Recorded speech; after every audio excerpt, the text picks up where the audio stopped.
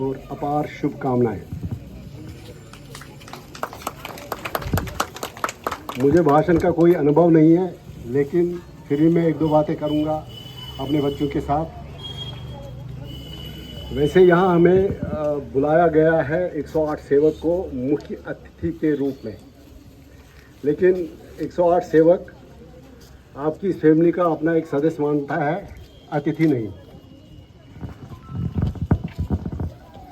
ये जो आज हम इकट्ठे हुए हैं स्वतंत्रता दिवस समारोह मनाने के लिए, हर साल ही मनाते हैं। इसका मेन पर्पज़ ये है कि हम ये जो आज़ादी हमें उन स्वतंत्रता सेनानियों, वीरों, वीर आंगनाओं, क्रांतिकारियों ने जो बलिदान दिए हैं, अनथक संघर्ष के बाद हमें आज़ादी मिली है, उनको हम इस दिन याद करें।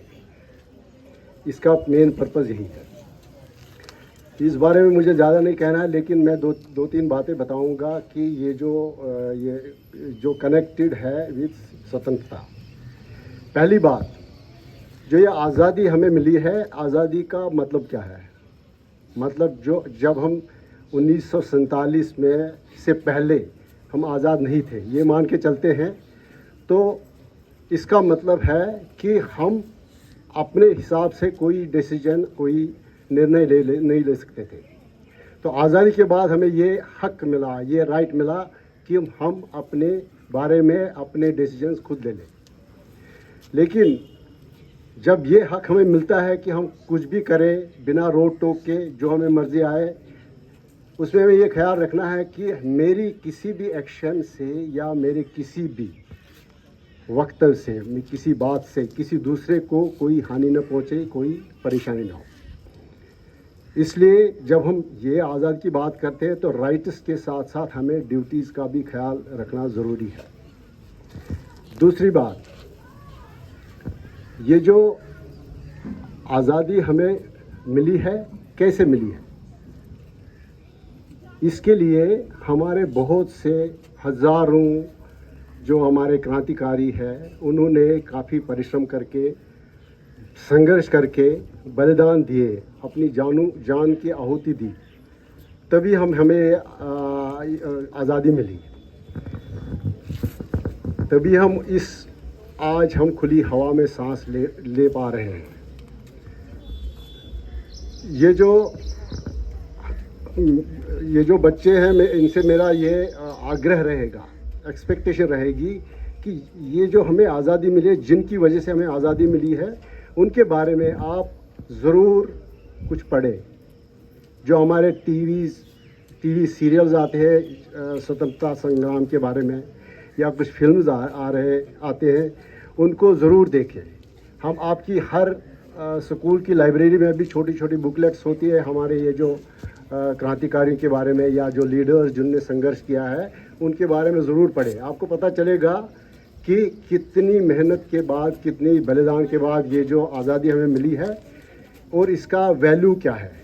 इसको हमें इतना लाइटली नहीं लेना चाहिए। आपको जब आप स्टडी करेंगे तो आपको पता चलेगा। तीसरी बात, ये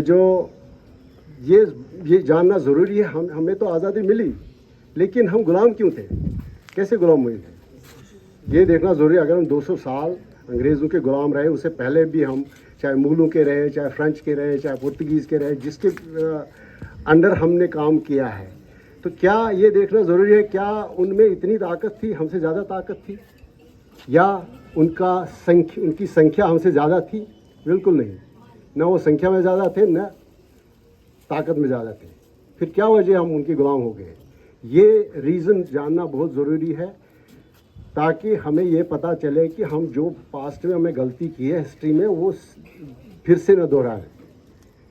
उसका मेन जो उन्होंने क्या जो मोडस ऑपरेंडी ये किया था, अडॉप्ट किया था, उन्होंने हमें स्टार्ट में ही शुरू किया कि हम एक है ही नहीं, चाहे रिलीजन पर, चाहे जात पात पर। उनने हमें कहा कि आप सब सारे अलग अलग हो, एक नहीं हो। ये दिमाग में हमारे डाल दिया। दूसरी बात, फिर उन्होंने कहा कि आपकी लैंग्वेज बकवास है, हमारी लैंग्वेज सही है, अंग्रेजी सही है। कैसे? अगर हम देखें, अंग्रेजी में हम दादा को भी ग्रैंडफादर कहते हैं, नाना को भी, लेकिन हिंदी में क्लियर कट है दादा कौन है, नाना कौन है। वहाँ में आपको पता नहीं चलेगा ग्रैंडफादर ये दादा है या नाना है। इसी तरह अगर ब्रदर इन लॉ देखें, पता नहीं चलेगा जीजा या साला है। ये दिमाग में हमने डाला, फिर भी वो कहते हैं हमारी लैंग्वेज सुपीरियर है। तीसरी बात, हमारी खान पान पर भी उनने जो ना इन रोड्स किए। अगर आप 40-50 साल पहले देखेंगे, यहाँ आपको 4-5 दुकान के बाद एक छाछ और लस्सी की दुकान मिलती। आज सिर्फ कोल्ड ड्रिंक हर जगह है। लस्सी और छाछ में क्या है? प्रोटीन्स है, इम्यून सिस्टम ये बढ़ाता है। जबकि उल्टा आप देखिए, कोल्ड ड्रिंक्स आपका सारा बिगाड़ते हैं। खान पान पर उन्हें अटैक की। फिर ड्रेस, मतलब शॉर्ट में उन्होंने टेक्निकली, आपकी भाषा में आपको जो टेक्निकल भाषा समझ आती है, उन्होंने हमारा माइंड हाईजैक किया, हैक किया। तो अब ये चीज़ें जब हम समझेंगे कि हमें आगे ये ख्याल रखना है कि हम गुलाम हुए ही क्यों थे, तो यही रीजंस थे।